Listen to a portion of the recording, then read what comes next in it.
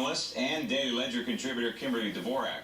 Kimberly, North Carolina, Virginia, Maryland, on and on and on. There are examples, very large and prominent examples of voter fraud. In some cases, we're talking tens of thousands of people who are registered in 2 states, and many of those people are voting in both states. There are example after example, and this is our franchise at stake here, something that we need to clean up. Yeah, absolutely. Friday night, there was a story buried in the Washington Post on their internet site, not in their paper, but on their internet site. And that story revealed that there were some 40,000 folks that were registered to vote within the states of Maryland and Virginia, and then another state, the North Carolina, where the Kay Hagan and Tom Tillis race is razor thin. In that report, they said that between 2.2 and 6.6% of non-citizens, and I just kind of want to preface, non-citizens does not mean that these folks are illegally in the country.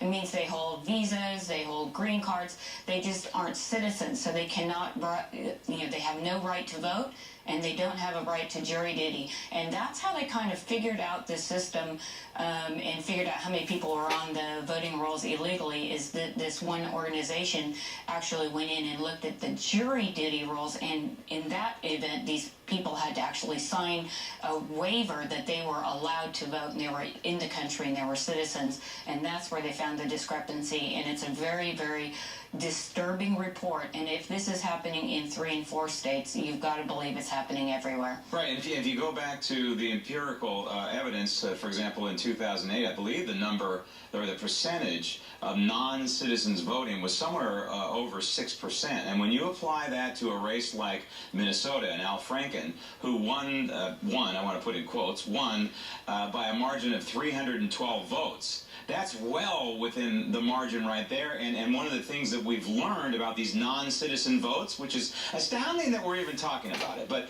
these non-citizen votes, of course, favor Democrats. Yeah, absolutely.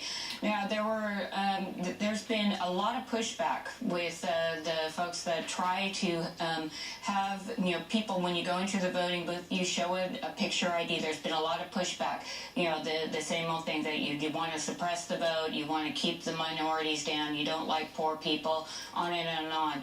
But, the argument on this is that, look, okay, are you saying these people don't go to the bank and cash a check? Do they write a check at the grocery store?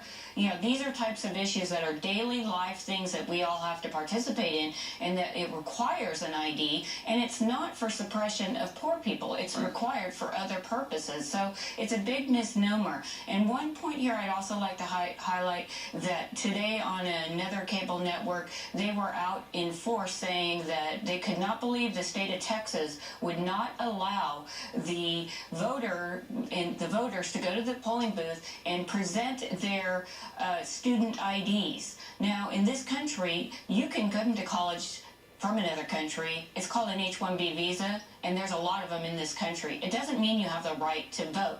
So there you have other people out there pushing the narrative that basically you don't like minorities, poor people, if you are saying that we want to, have an integrity in our voting system here. And I just want to point out that, look, there needs to be some sort of public service campaign, because I think there's too many people out there that forget that, just because you have an identity does not mean you have a right to vote in this country. Right, and some of the states that allow illegals to have driver's licenses, you were telling me that on these driver's licenses is stamped that this is not a legal, or possibly a legal resident, but not a citizen? Yeah, they have a provision. It's a provisional license, kind of like when your kids go get their driver's license at 18 or 16, and it says right on there, cannot drink until whatever the date is. Okay, but we know what's going on here, right? And so we have the DACA program, right? The so-called dreamers that are handed a stack of paperwork through the Obama administration,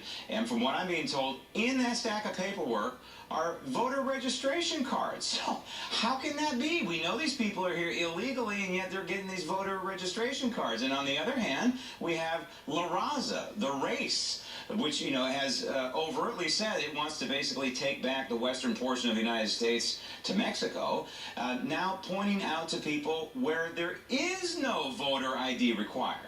Yeah, well, I mean, those are very good points here, and La Raza is a good example of, you know, using their grassroots and using their substantial social media skills to go out and put people out there in a position to vote. Let's, you know, I mean, I'll take a little bit of heat off some of the non-citizens that wind up on the voting rolls. You pointed out the DMV. Now, the DMV is there, and in California, I know at least that they also are able to, you know, register people to vote. Well, you know, if people get, you know, materials in their mailbox mailed to them, they might assume that, hey, I got this. This means I can vote. So this is where I think that we need to have some sort of, I mean, this particular administration really likes regulation. Maybe we ought to regulate the DMV and not allow them to be signing up registered voters, because I think that they might be giving these non-citizens the wrong perception that, hey, it's okay to vote.